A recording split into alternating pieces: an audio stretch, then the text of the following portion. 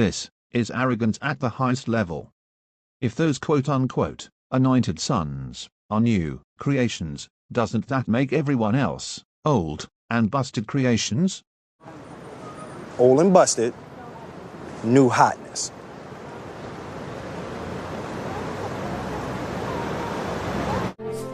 He has bought them from mankind. His approval they've won. Now, if God bought the quote-unquote anointed sons, where does that leave everyone else? Obviously, he bought them from sin, so, by default, the rest of us are still under the bondage of sin. And wait just 1 minute. Doesn't the Watchtower teach that you can't do any work to be of the quote-unquote anointed sons? Doesn't the Watchtower teach that God decides purely off of his good pleasure, not by any work someone has done? How then did these quote-unquote anointed sons win God's approval? What exactly did they do? Obviously, God chose the quote-unquote anointed sons from the foundation of the world. I, for one, would love to know how these quote-unquote anointed sons won God's approval before they even existed.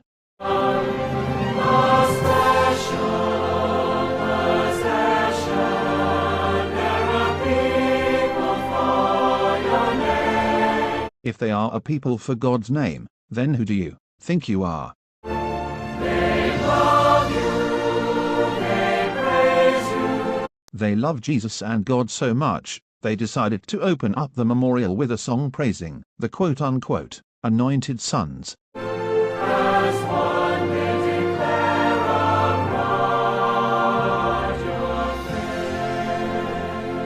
faith. What? The 144,000 don't declare anything as one. 99% of them are supposedly already dead. The rest of them aren't even unified in any special way or form. They are a holy nation. No. Just no. This organization has never been holy. From its roots in Freemasonry, to its involvement in the United Nations, to its policies designed to keep pedophiles a secret, this organization is anything but holy. Who handle the truth aright. I've got a 430-page book on how quote-unquote, well, the truth has been handled by the organization. And by the way, this verse of the song proves the song is about the governing body. The Watchtower teaches that only the governing body handles the issue of what is true and what is false. The rest of the leftover 144,000 just tag along for the ride. God has called them from darkness to his wonderful light. So if God called the quote-unquote anointed sons from darkness to light, where does that leave everyone else? Faithful to their commission, they gather the other sheep. There is no emphasis on the 144,000 and the preaching work. This concept is only brought out during discussions and events like the memorial. The 144,000 have no special task or role in the preaching work 364 days in the year. To the Lamb they are loyal. Russell was a sellout to the Freemasons and his maid. Rutherford was a sellout to Hitler and alcohol. The governing body was a sellout to the United Nations. Loyalty is definitely something that the Watchtower organization lacks. His commandments they keep.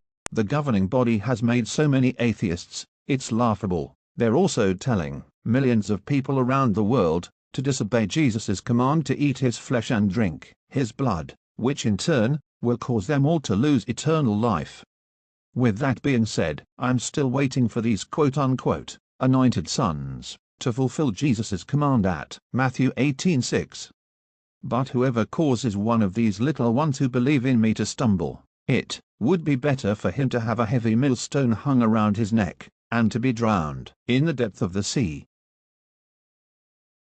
Seriously though.